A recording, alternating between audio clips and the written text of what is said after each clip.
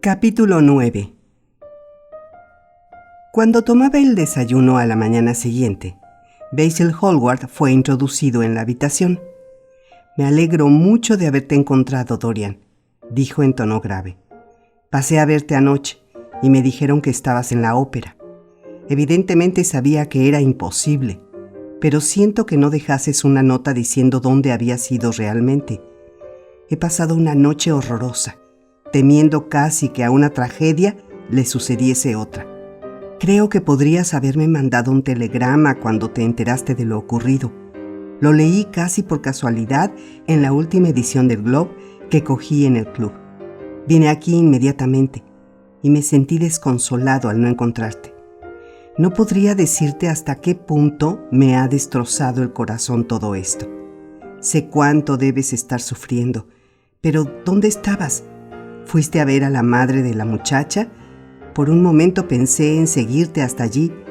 Daban las señas en el periódico, en alguna parte de Euston Road, ¿no es cierto? Pero tuve miedo de entrometerme en un dolor que yo no podía aliviar. Pobre mujer, ¿en qué estado debe encontrarse? Y además, hija única, ¿qué ha hecho sobre lo ocurrido? Mi querido Basil, ¿cómo voy a saberlo?, murmuró Dorian Gray, bebiendo a sorbos un vino de color amarillo claro de una delicada copa de cristal veneciano adornada de abalorios de oro, con aire de un aburrimiento horrible. Estaba en la ópera. Deberías haber estado allí. Vi a Lady Gwendoline, la hermana de Harry, por primera vez. Estuvimos en su palco. Es realmente encantadora. Y Patty canta divinamente. No hables de cosas horribles. Si no se habla de una cosa, no ha sucedido nunca. Es simplemente su expresión, como dice Harry, lo que da realidad a las cosas. Me permito señalarte que no era hija única de esa mujer. Hay además un hijo, un muchacho encantador, creo, pero no se dedica al teatro. Es marinero o algo así. Y ahora háblame de ti y de lo que estás pintando. ¿Fuiste a la ópera?, dijo Hallward, hablando muy despacio y con una intensa punta de dolor en la voz. ¿Fuiste a la ópera mientras Sybil Vane yacía muerta en alguna sórdida pensión? ¿Eres capaz de hablarme de lo encantadoras que son otras mujeres y de que Patty canta divinamente antes de que la joven que amabas tenga siquiera el descanso de una tumba en que dormir? ¿Sabes los horrores que le aguardan a ese cuerpecillo blanco suyo? Basta, Basil. Me niego a oírlo, exclamó Dorian poniéndose en pie de un salto. No debes hablarme de esas cosas. Lo hecho, hecho está. Y lo pasado, pasado. ¿Puedes llamar pasado al día de ayer? ¿Qué tiene que ver la duración real de tiempo transcurrido? Solo la gente superficial necesita años para librarse de una emoción. Un hombre que es dueño de sí mismo puede poner fin a un dolor con la misma facilidad con que puede inventar un placer. No quiero estar a merced de mis emociones.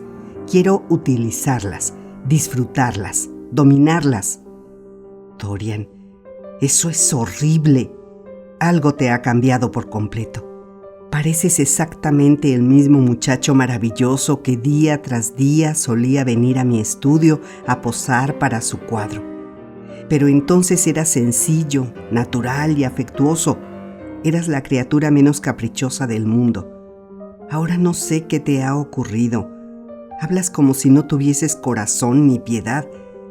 Es la influencia de Harry. Me doy perfecta cuenta.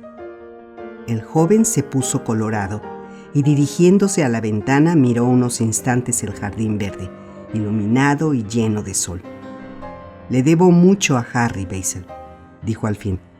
Más de lo que te debo a ti. Tú solo me enseñaste a ser vanidoso. Bueno, ya he sido castigado por eso, Dorian. O lo seré un día. No sé qué quieres decir, Basil, exclamó dándose la vuelta. No sé lo que quieres. ¿Qué es lo que quieres? Quiero al Dorian Gray que yo solía pintar. dijo el artista en tono triste. Basil, dijo el joven, dirigiéndose hacia él y poniéndole la mano en el hombro. Llegas demasiado tarde. Ayer, cuando oí que Sybil Vane se había quitado la vida... ¿Quitado la vida? ¡Cielo santo! ¿No hay ninguna duda?, exclamó Hallward, alzando los ojos hacia él con una expresión de horror. Querido Basil, no pensarás que se trata de un vulgar accidente. Claro que se ha quitado la vida. El hombre mayor hundió la cara entre sus manos. ¡Qué espanto!, murmuró, y un estremecimiento sacudió su cuerpo. No, dijo Dorian Gray. No hay en ello nada de espantoso. Es una de las grandes tragedias de nuestra época. Por regla general, la gente de teatro lleva una vida de lo más corriente. Son buenos maridos o fieles esposos o algo igual de aburrido. Ya sabes qué quiero decir. La virtud de la clase media y todo ese tipo de cosas. Qué diferente era Sybil. Vivió su mejor tragedia. Siempre era una heroína. La última noche que actuó, la noche que tú la viste, actuó mal porque había llegado a conocer la realidad del amor. Cuando conoció su irrealidad, murió, como podría haber muerto Julieta. Volvió a pasar a la esfera del arte. Había algo de mártir en ella. Su muerte tiene toda la patética inutilidad del martirio, toda su malgastada belleza. Pero, como estaba diciendo, no debes pensar que no he sufrido. Si hubieses venido ayer, sobre todo en cierto momento, a eso de las 5:30 quizá, o las 6:45, me habrías encontrado llorando. Ni siquiera Harry, que estuvo aquí y que fue quien me dio la noticia, tuvo idea de hecho de lo que me sucedía. Sufrí intensamente, y luego todo eso pasó. No puedo repetir una emoción. Nadie puede, salvo los sentimentales. Y eres horriblemente injusto, Basil. Vienes aquí a consolarme. Es encantador de tu parte. Me encuentras consolado y estás furioso. ¡Qué persona tan comprensiva! Me recuerdas una historia que Harry me contó sobre cierto filántropo que pasó 20 años de su vida intentando reparar un agravio o cambiar alguna ley injusta. No recuerdo exactamente de qué se trataba. Al final tuvo éxito y nada podía superar su decepción. No tenía absolutamente nada que hacer. Casi murió y se convirtió en un consumado misántropo. Y además, querido amigo Basil, si realmente quieres consolarme, enséñame más bien a olvidar lo que ha ocurrido o a verlo desde el punto de vista artístico más adecuado. ¿No era Gautier el que solía escribir sobre la consolación del arte? Recuerdo haber cogido un día en tu estudio un librito encuadernado en vitela y haber dado por casualidad en esa deliciosa frase. Bueno, yo no soy como ese joven del que me hablaste cuando estuvimos juntos en Marlow. El joven que solía decir que el satén amarillo podía consolarle a uno de todas las miserias de la vida. Adoro las cosas bellas que pueden tocarse y palparse. Brocados antiguos, bronces verdes, lacas, marfiles tallados, marcos refinados, lujo, pompa. Con todo eso se puede disfrutar mucho. Pero el temperamento artístico que crean, o que de cualquier modo revelan, todavía vale más para mí. Convertirse en espectador de la propia vida, como dice Harry, es escapar al sufrimiento de la vida. Ya sé que te sorprende oírme hablar de esta manera. No te has dado cuenta de hasta qué punto he madurado. Era un colegial cuando me conociste. Ahora soy un hombre. Tengo nuevas pasiones, nuevos pensamientos, nuevas ideas. Soy diferente, pero no por eso debes apreciarme menos. He cambiado, pero tú debes ser siempre amigo mío. Cierto que siento mucho afecto por Harry, pero sé que tú eres mejor que él. No eres más fuerte. Tienes demasiado miedo a la vida, pero eres mejor. Y qué felices solíamos ser juntos. No me dejes, Basil, y no riñas conmigo. Soy lo que soy. No hay nada más que decir. El pintor se sintió invadido por una extraña emoción. Apreciaba infinitamente al joven, y su personalidad había supuesto un giro decisivo en su arte. No podía soportar la idea de seguir haciéndole reproches. Después de todo, su indiferencia era probablemente un mero estado de ánimo pasajero. Había en él tantas cosas buenas, tantas cosas nobles. Bueno, Dorian, terminó diciendo con una sonrisa triste, no volveré a hablarte de esa horrible cosa a partir de hoy. Espero que tu nombre no aparezca mencionado en relación con ella. La investigación tendrá lugar esta tarde. ¿Has sido citado? Dorian negó con la cabeza, mientras que una expresión de contrariedad pasaba por su cara al mencionarse la palabra investigación. Había algo tan grosero y vulgar en aquel tipo de cosas. Nadie sabe cómo me llamo, contestó. Pero probablemente ella sí, dijo el pintor. Solo mi nombre de pila, y estoy completamente seguro de que nunca se lo mencionó a nadie. Un día me contó que todos tenían mucha curiosidad por saber quién era yo, y que ella les decía invariablemente que mi nombre era Príncipe Azul. Era delicioso de su parte. Tienes que hacerme un dibujo de Sybil, Basil. Me gustaría tener algo más que el recuerdo de unos pocos besos y unas cuantas frases patéticas y entrecortadas. Trataré de hacer algo, Dorian, si te agrada, pero tienes que venir y posar otra vez para mí. No puedo seguir adelante sin ti. Nunca podré volver a posar para ti, Basil. Imposible, exclamó retrocediendo. El pintor lo miró estupefacto. Querido muchacho, qué absurdo. ¿Quieres decir que no te gusta el retrato que te hice? ¿Dónde está? ¿Por qué has puesto delante el biombo? Déjame verlo. Es lo mejor que he hecho nunca. Aparte el biombo, Dorian. Me parece vergonzoso que tu criado oculte de ese modo mi obra. Al entrar ya me he dado cuenta de que la habitación parecía distinta. Mi criado no tiene nada que ver con esto, Basil. No imaginarás que le dejo arreglar la habitación por mí. Algunas veces coloca las flores, eso es todo. No, lo hice yo. La luz era demasiado fuerte para el retrato. Demasiado fuerte. Imposible, querido amigo. Es un sitio estupendo para el cuadro. Déjame verlo. Y Hallward se dirigió hacia la esquina de la habitación. Un grito de terror escapó de los labios de Dorian Gray y corrió a interponerse entre el pintor y el biombo. Basil, dijo, y estaba pálido. No debes mirarlo. No quiero que lo hagas. ¿Que no mire mi propia obra? No eres serio. ¿Por qué no debo mirarla?, exclamó Hallward riendo. Si intentas mirarlo, Basil, palabra de honor que no volveré a dirigirte la palabra mientras viva. Hablo completamente en serio. No te daré ninguna explicación y no debes pedírmela. Pero recuerda, si tocas ese biombo, todo ha terminado entre nosotros. Hallward estaba atónito. Miró a Dorian Gray con absoluta sorpresa. Nunca lo había visto antes así. El joven estaba en ese momento pálido de rabia.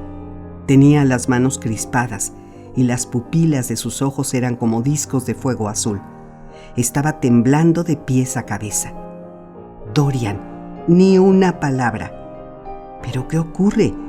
Por supuesto, si me lo prohíbes, no lo miraré, dijo en un tono bastante frío, girando sobre sus talones y dirigiéndose a la ventana.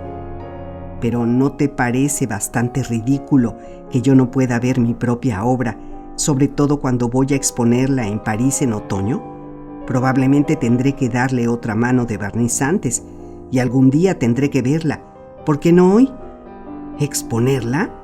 ¿Quieres exponerla?, exclamó Dorian Gray, invadido por una extraña sensación de terror. ¿Es que iba a mostrarse al mundo su secreto? ¿Iba la gente a contemplar boquiabierta el misterio de su vida? Imposible. Había que hacer algo. Aún no sabía qué, inmediatamente. Sí, espero que no pongas ninguna objeción. Georges Petit está reuniendo todos mis mejores cuadros para una exposición individual en la Rue d'Essai, que se inaugurará la primera semana de octubre. El retrato solo estará fuera un mes. Supongo que no te costará mucho separarte de él durante ese tiempo. De hecho, estoy seguro de que estarás fuera de la ciudad. Si siempre lo tienes oculto detrás de un biombo, no puede importarte mucho. Dorian Gray se pasó la mano por la frente.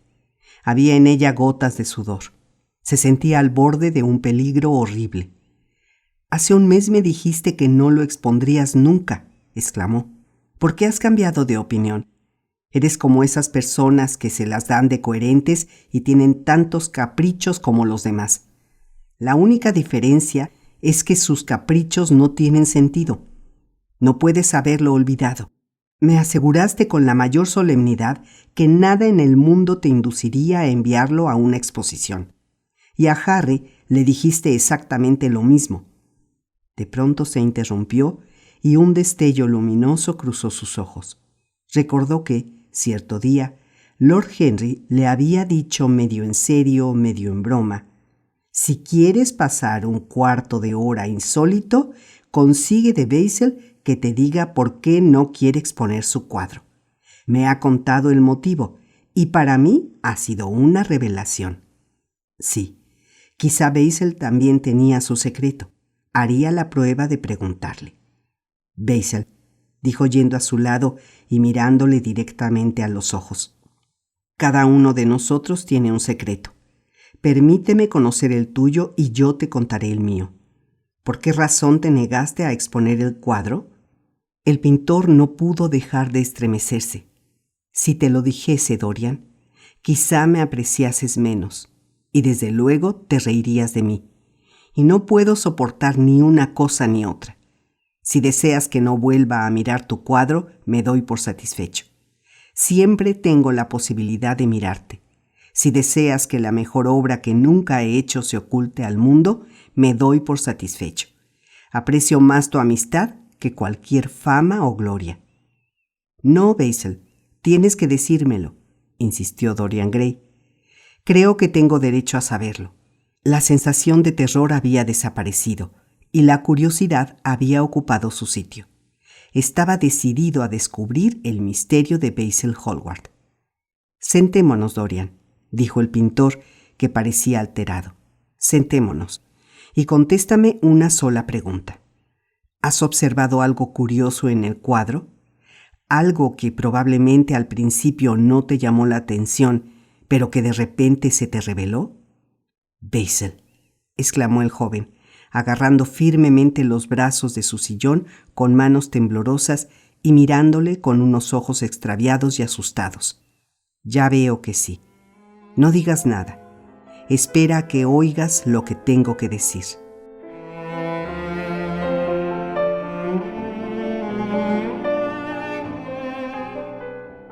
«Dorian, desde el momento en que te conocí, tu personalidad me ha influido de la forma más extraordinaria. He sido dominado, alma, cerebro y energía, por ti. Te convertiste para mí en la visible encarnación de ese ideal invisible cuyo recuerdo nos obsesiona a nosotros los artistas como un sueño exquisito. Te adoraba. Sentía celos de cada persona con la que hablabas. Quería tenerte todo entero para mí. Solo era feliz cuando estaba contigo. Cuando estabas lejos de mí, seguías presente en mi arte. Nunca dejé, por supuesto, que supieras nada de esto. Habría sido imposible. No lo habrías entendido. Apenas si yo lo entendía.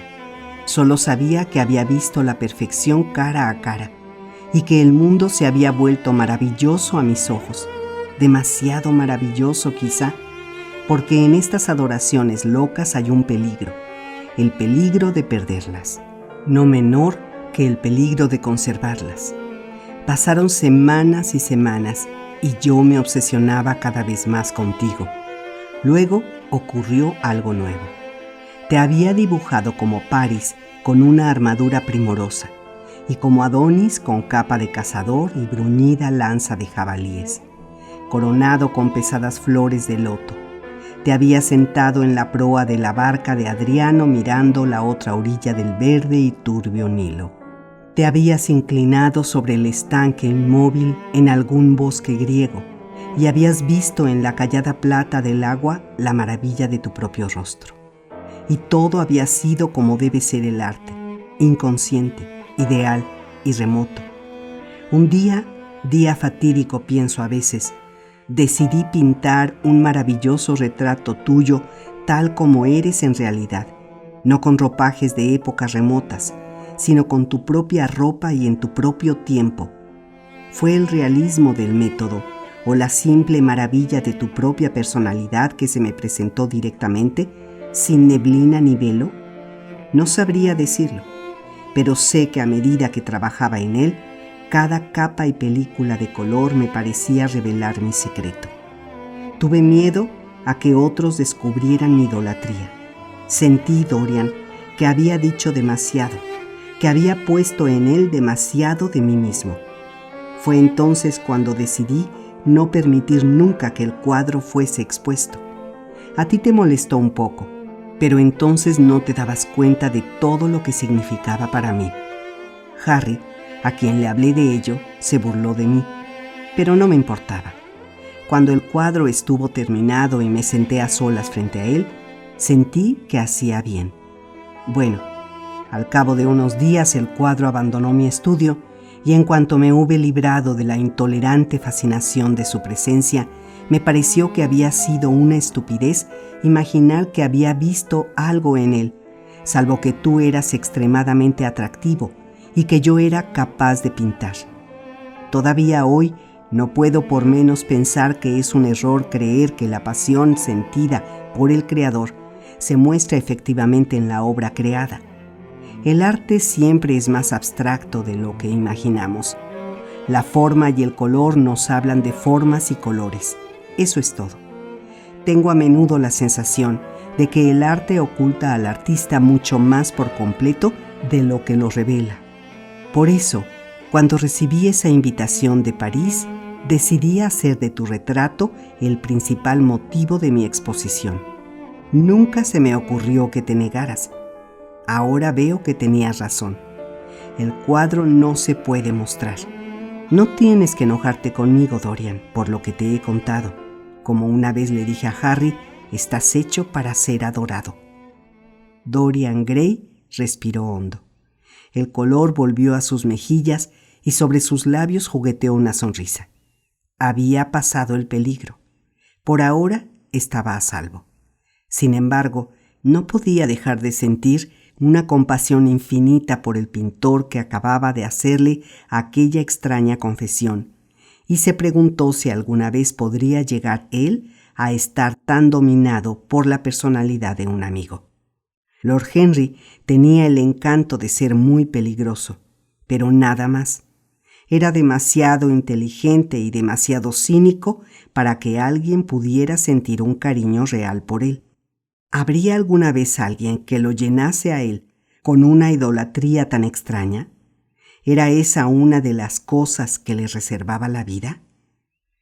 Me parece extraordinario, Dorian, dijo Hallward, que hayas visto eso en el retrato. ¿Lo has visto de verdad? He visto algo, contestó. Algo que me pareció muy curioso. Bien, ¿me permites ahora que lo vea? Dorian movió la cabeza. No debes pedirme eso, Basil. No puedo permitirte que te pongas delante del cuadro. ¿Pero algún día me lo permitirás? Nunca. Bueno, quizá tengas razón. Y ahora, adiós, Dorian. Has sido la única persona en mi vida que ha influido realmente en mi arte. Lo que yo haya podido hacer de bueno, te lo debo a ti. Ay, no sabes lo que me cuesta decirte todo lo que te he dicho. Mi querido Basil, dijo Dorian, ¿qué es lo que me has dicho? Simplemente que sentías que me admirabas demasiado. Ni siquiera es un cumplido. No intentaba hacerte un cumplido. Era una confesión. Ahora que la he hecho, tengo la impresión de haber perdido algo de mí mismo. Quizá no se debería traducir nunca en palabras la adoración que uno siente. Ha sido una confesión muy decepcionante. ¿Por qué? ¿Qué esperabas, Dorian? No habrás visto nada más en el cuadro, ¿verdad? ¿Había algo más que ver? No, no había nada más que ver. ¿Por qué lo preguntas? Pero no debes hablar de idolatría. Es una estupidez. Tú y yo somos amigos, Basil, y debemos seguir siéndolo. Tú tienes a Harry, dijo el pintor en tono triste. Oh, Harry, exclamó el joven con una carcajada. Harry se pasa el día diciendo cosas increíbles y las noches haciendo cosas improbables. Es exactamente la clase de vida que me gustaría llevar. Aún así, no creo que fuera en busca de Harry si tuviese problemas. Antes iría a verte a ti, Basil. ¿Volverás a posar para mí? Imposible. Con tu negativa arruinas mi vida como artista. Ningún hombre ha encontrado 2 veces el ideal, y muy pocos lo encuentran una vez. No puedo explicártelo, Basil, pero nunca volveré a posar para ti. Hay algo fatal en un retrato. Tiene vida propia. Iré a tomar el té contigo.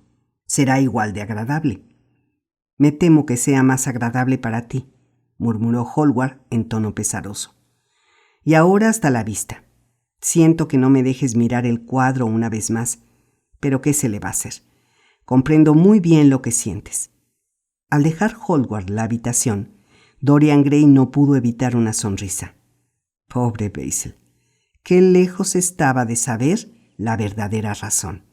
Y qué extraño era que, en lugar de verse obligado a revelar su secreto, hubiese conseguido casi por casualidad arrancarle a su amigo el suyo. Cuántas cosas le aclaraba aquella extraña confesión. Los absurdos ataques de celos del pintor, su disparatada devoción, sus extravagantes elogios, sus curiosas reticencias. Ahora lo comprendía todo y sentía lástima. Le parecía que había algo típico en una amistad tan cercana al amor. Lanzó un suspiro y tocó la campanilla. Tenía que ocultar el retrato a toda costa. No podía permitirse correr el riesgo de ser descubierto otra vez. Había sido una locura de su parte dejar que el cuadro siguiese allí, ni siquiera por una hora, en una habitación a la que tenían acceso muchos de sus amigos.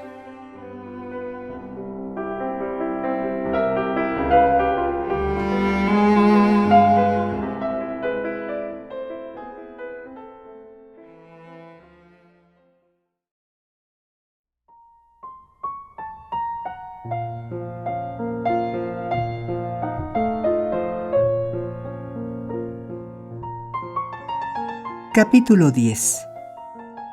Cuando entró su criado, lo miró fijamente preguntándose si se le habría ocurrido echar una ojeada detrás del biombo. El hombre estaba totalmente impasible, en espera de sus órdenes. Dorian encendió un cigarrillo, se acercó al espejo y se miró. En él pudo ver perfectamente reflejada la cara de Víctor. Era una especie de plácida máscara de servilismo. Por ese lado no había nada que temer. Sin embargo, pensó que lo mejor era estar en guardia. Hablando muy despacio, le encargó decir al ama de llaves que necesitaba verla, e ir después al enmarcador y pedirle que le mandara 2 de sus obreros inmediatamente. Tuvo la impresión de que, cuando abandonaba la habitación, los ojos de Víctor vagaban en dirección del biombo. ¿O simplemente era imaginación suya? Al cabo de un momento, con su vestido de seda negra y sus mitones de hilo a la antigua de sus arrugadas manos, Mrs. Leaf entró afanosa a la biblioteca. Dorian le pidió la llave del cuarto de estudio. ¿El antiguo cuarto de estudio, Mr. Dorian?, exclamó. Pero si está lleno de polvo. Tengo que mandar limpiarlo y arreglarlo antes de que entre usted. Tal como está, no se le puede enseñar, señor. No, imposible. No quiero que lo arregle, Leaf. Solo quiero la llave. Bueno, señor, pero si entra se llenará de telarañas, porque no ha sido abierto desde hace casi 5 años, desde que murió su señoría. La mención de su abuelo le provocó un gesto de disgusto. Tenía de él un recuerdo odioso. Eso no importa, respondió. Solo quiero ver el sitio, nada más. Deme la llave. Pues aquí tiene la llave, señor, dijo la anciana señora, mientras sus manos torpes y temblorosas revisaban el contenido de su manojo de llaves. «Aquí está la llave. La sacaré del manojo en un instante, pero ¿no estará pensando el señor en instalarse allí, ahora que está aquí tan cómodo?» No», exclamó en tono enfadado. «Gracias, Liv. Eso será todo». Ella se entretuvo unos instantes todavía, parloteando sobre algún pormenor del gobierno de la casa. Él suspiró y le dijo que llevase las cosas como creyese oportuno. La mujer abandonó la habitación deshaciéndose en sonrisas. Cuando la puerta se cerraba, Dorian se guardó la llave en el bolsillo y recorrió la habitación con la mirada. Sus ojos se posaron en una gran colcha de satén púrpura con abundantes bordados de oro, una espléndida pieza de artesanía veneciana de finales del siglo XVII que su abuelo había encontrado en un convento cerca de Bolonia. Sí, serviría para envolver el horrible objeto.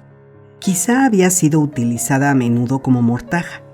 Lo que ahora tenía que ocultar era algo provisto de una corrupción peculiar, peor que la corrupción de la muerte misma, algo que engendraría horrores y que sin embargo no moriría nunca. Lo que son los gusanos para el cadáver, lo serían sus pecados para la imagen pintada en el lienzo.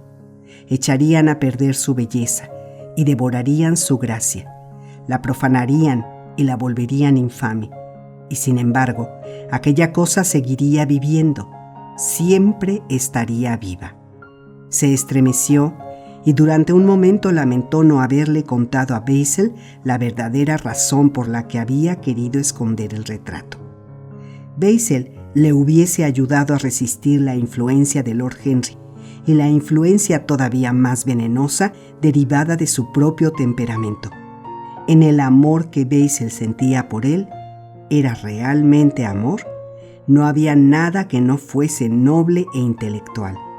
No se trataba de la admiración puramente física de la belleza que nace de los sentidos y muere cuando los sentidos se cansan. Era un amor como el que había conocido Miguel Ángel y Montaigne y Winckelmann y el propio Shakespeare. Sí, Basil habría podido salvarle, pero ahora era demasiado tarde. El pasado siempre podría aniquilarse. Arrepentimiento, negación y olvido permitían hacerlo. Pero el futuro era inevitable. Había en él pasiones que encontrarían su terrible válvula de escape, sueños que harían real la sombra de su maldad.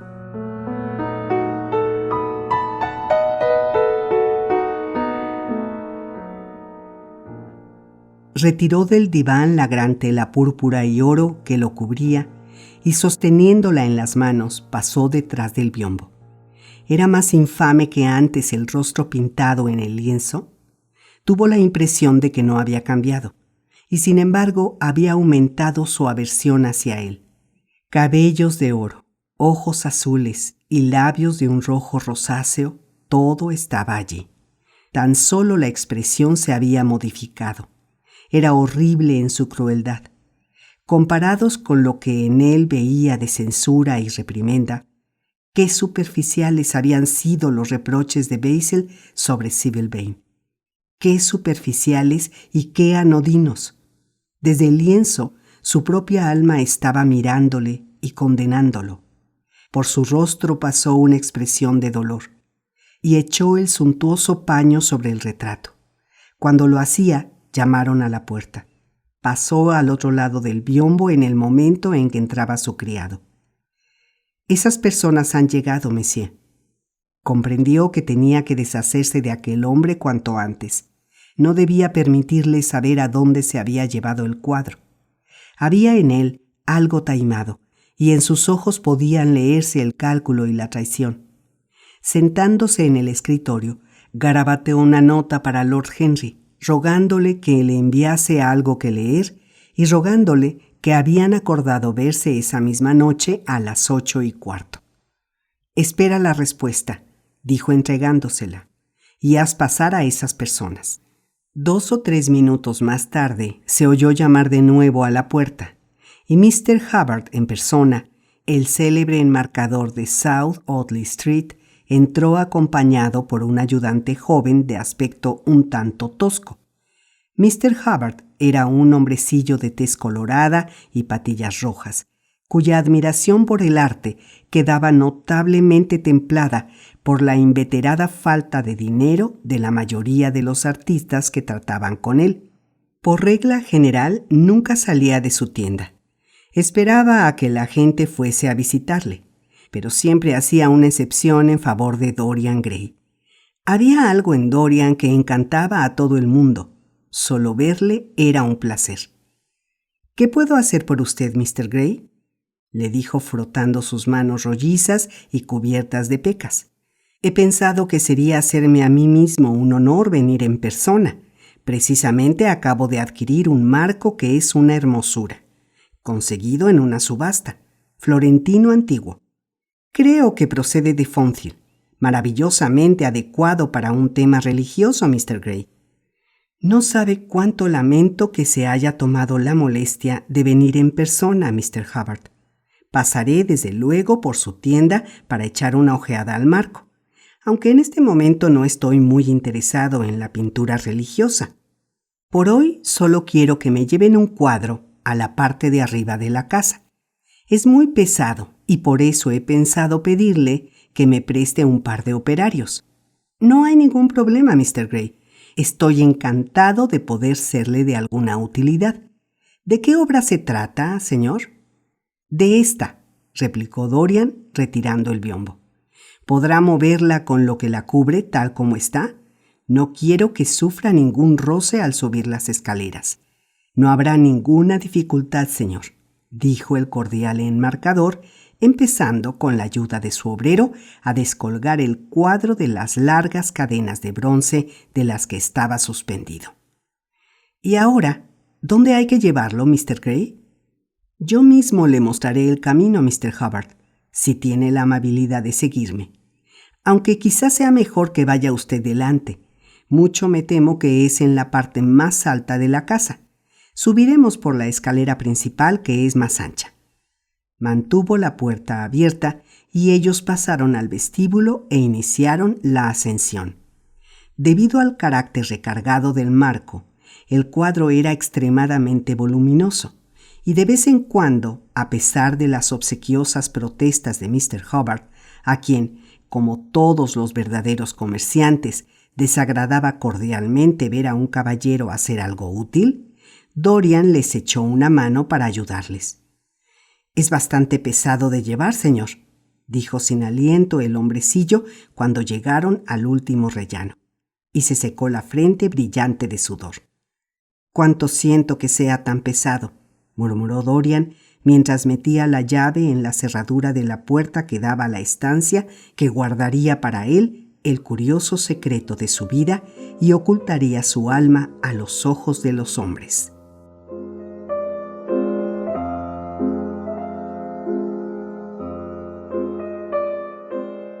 Hacía más de 4 años que no había entrado en aquel lugar.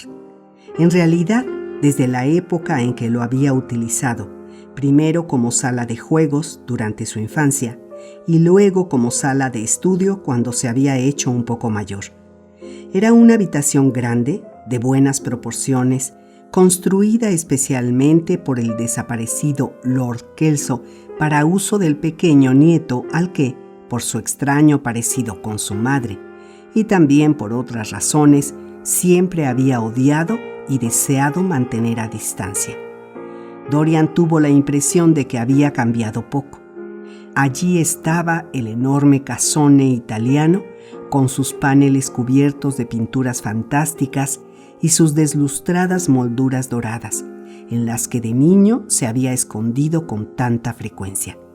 También estaba allí la librería de madera satinada llena de sus libros escolares con las esquinas dobladas.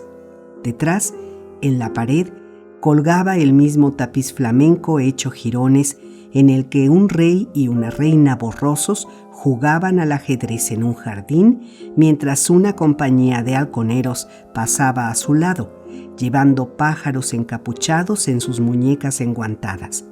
¿Cómo lo recordaba todo? Cada momento de su solitaria infancia surgía de nuevo al echar una mirada a su alrededor. Se acordaba de la pureza sin mancha de su adolescencia y le pareció monstruoso que fuese allí donde había de esconderse el retrato fatal. Qué poco había imaginado en aquellos días ahora muertos todo lo que la vida les reservaba. Pero no había en la casa ningún otro lugar que estuviese a cubierto de las miradas curiosas tanto como aquel. Tenía la llave y nadie más podría entrar. Bajo su paño púrpura, el rostro pintado en el lienzo podía volverse bestial, monstruoso e inmundo. ¿Qué importaba? Nadie podría verlo. Ni siquiera él lo vería, porque tendría que contemplar la odiosa corrupción de su alma. Conservaba su juventud y eso bastaba. Además, ¿no cabía la posibilidad de que su naturaleza se volviese más refinada después de todo? No había ninguna razón para que el futuro estuviese lleno de ignominia. En su vida podría cruzarse algún amor y purificarle, y protegerle de aquellos pecados que ya creía sentir agitarse en su mente y en su carne. Aquellos curiosos pecados todavía sin pintar, cuyo misterio mismo les prestaba sutileza y atractivo. Tal vez algún día la expresión de crueldad habría desaparecido de la boca bermeja y sensitiva y podría mostrar al mundo la obra maestra de Basil Hallward. No, era imposible. Hora a hora, semana a semana, aquella cosa del lienzo envejecería. Quizá podría escapar al horror del pecado, pero el horror de la edad estaba aguardándole allí. Las mejillas irían hundiéndose y volviéndose flácidas. Amarillentas patas de gallo se formarían poco a poco alrededor de los apagados ojos y los volverían horribles. El pelo perdería su brillo. La boca se abriría o caería. Adquiriría un aspecto estúpido o grosero, como lo es la boca de los viejos. Tendría ese cuello arrugado, esas manos frías y venosas, ese cuerpo contrahecho que él recordaba en el abuelo que tan severo había sido con él durante su infancia. Había que esconder el cuadro. No quedaba otra solución. «Tráigalo aquí, Mr. Hubbard, por favor», dijo Dorian con voz cansada, volviéndose. «Siento haberle hecho esperar tanto tiempo. Pensaba en otra cosa». «Siempre me alegro de tener un descanso, Mr. Gray», respondió el enmarcador, que sin aliento todavía jadeaba. «¿Dónde hay que ponerlo, señor?» «En cualquier parte. Aquí estará bien. No deseo colgarlo. Simplemente apóyelo contra la pared. Gracias». «¿Podría echar una ojeada a la obra de arte, señor?» Dorian se sobresaltó. «No le interesaría, Mr. Hubbard», dijo mirándole fijamente. Estaba dispuesto a abalanzarse sobre él y a tirarlo al suelo si se atrevía a levantar la suntuosa tela que ocultaba el secreto de su vida. «Ya no le molestaré más. Le quedo muy agradecido por su amabilidad de venir en persona». «En absoluto, Mr. Gray, en absoluto. Siempre estaré dispuesto a hacer algo por usted, señor». Y Mr. Hubbard bajó ruidosamente las escaleras, seguido por su ayudante, que se volvió para echar a Dorian una ojeada de tímido asombro en sus toscas facciones sin atractivo. Nunca había visto a nadie tan maravilloso.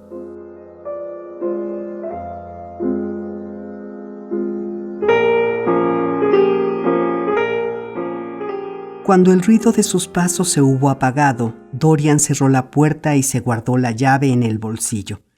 Ahora se sentía a salvo. Nadie volvería a ver nunca aquella horrible cosa. Ningún ojo salvo el suyo vería nunca su vergüenza. Al llegar a la biblioteca se dio cuenta de que acababan de sonar las 5 y que ya habían traído el té. Sobre una mesita de madera oscura y perfumada, con abundantes incrustaciones de nácar, regalo de Lady Radley, esposa de su tutor, una encantadora inválida profesional que había pasado el invierno anterior en el Cairo, había una nota de Lord Henry, y a su lado un libro forrado de papel amarillo, de portada ligeramente rasgada y bordes estropeados. Sobre la mesa de té había un ejemplar de la tercera edición del The St. James Gazette, Era evidente que Víctor había vuelto. Se preguntó si se habría cruzado en el vestíbulo con los hombres cuando se marchaban, y si les habría sonsacado lo que habían estado haciendo. Seguro que echaría en falta el cuadro. Seguro que ya lo había echado en falta mientras preparaba el servicio de té. El biombo no había sido devuelto a su sitio, y sobre la pared era visible un espacio en blanco. Tal vez una noche se lo encontrase subiendo a hurtadillas las escaleras y tratando de forzar la puerta de la habitación. Qué horrible tener un espía en la propia casa. Había oído hablar de personas con mucho dinero chantajeadas durante toda su vida por un criado que había leído una carta, u oído una conversación, o recogido una tarjeta de visita con unas señas, o encontrado bajo una almohada una flor marchita o un jirón de encaje arrugado. Lanzó un suspiro y después de servirse un poco de té, abrió la nota de Lord Henry. Era simplemente para decirle que le enviaba el periódico de la tarde y un libro que podía interesarle, y que estaría en el club a las 8:15. Dorian abrió perezosamente el St. James y le echó un vistazo. Un párrafo marcado con lápiz rojo en la página 5 atrajo su mirada. Llamaba la atención hacia el siguiente párrafo. Investigación sobre una actriz. Esta mañana se ha llevado a cabo una investigación en la Belle Taverne de Hoxton Road por Mr. Danby, juez de instrucción de distrito, a propósito del cuerpo de Sybil Vane, joven actriz recientemente contratada por el Royal Theatre de Holborn. El veredicto al que se ha llegado ha sido muerte accidental. Se han expresado vivas muestras de simpatía a la madre de la fallecida, que se ha mostrado muy afectada durante su declaración, así como durante la del doctor Birrell, que ha hecho el examen post-mortem de la fallecida. Frunció el ceño y, rasgando el periódico en dos, cruzó la habitación y tiró los trozos. Qué horrible era todo aquello. Y qué atrozmente reales volvía las cosas la fealdad. Se sentía algo molesto con Lord Henry por haberle enviado aquella nota. Y desde luego era estúpido de su parte haberla subrayado con lápiz rojo. Víctor podía haberlo leído. Sabía inglés más que suficiente para eso. Quizá lo había leído y había empezado a sospechar algo. De todos modos, ¿qué importaba? ¿Qué tenía que ver Dorian Gray con la muerte de Sybil Vane? No había nada que temer. Dorian Gray no la había matado. Su mirada se posó en el libro amarillo que le había mandado Lord Henry. Se preguntó qué era. Se dirigió hacia el pequeño mueble octogonal de color gris perla que siempre le había parecido obra de unas extrañas abejas egipcias que trabajasen la plata, y cogiendo el volumen, se dejó caer en un sillón y empezó a pasar las páginas. Al cabo de unos minutos quedó completamente absorbido. Era el libro más extraño que jamás había leído. Tuvo la impresión de que, con unos ropajes exquisitos y al delicado sonido de unas flautas, los pecados del mundo pasaban delante de él en una especie de cuadros mudos. Cosas que había soñado vagamente se le volvían reales de pronto. Cosas con las que nunca había soñado iban revelándose poco a poco.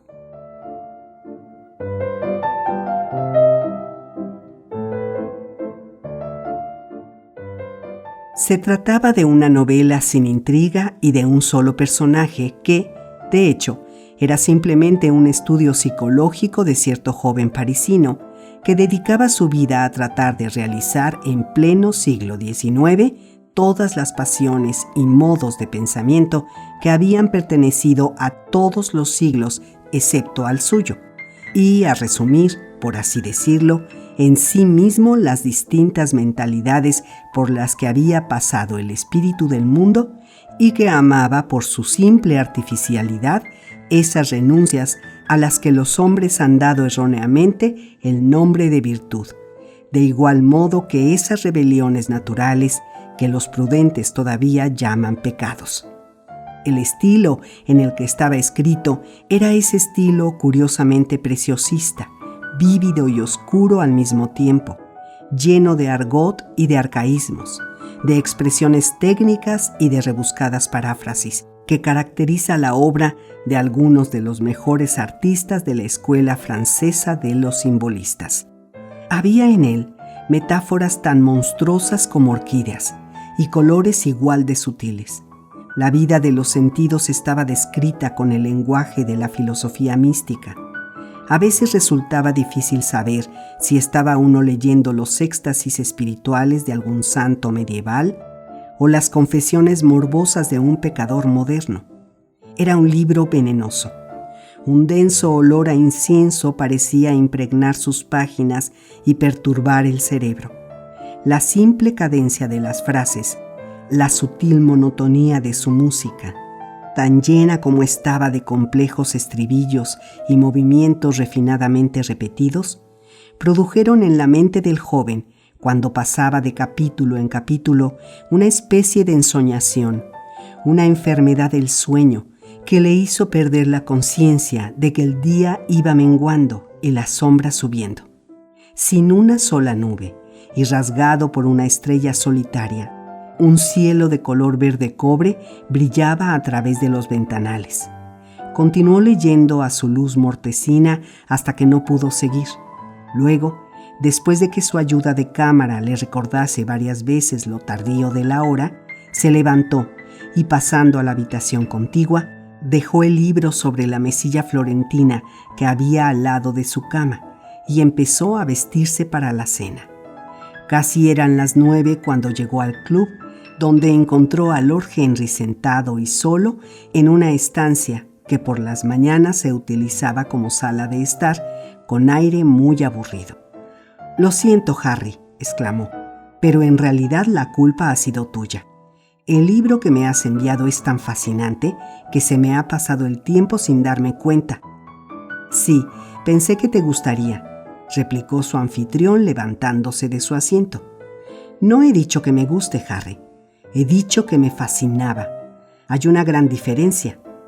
«¿Ya has descubierto eso?», murmuró Lord Henry y pasaron al comedor.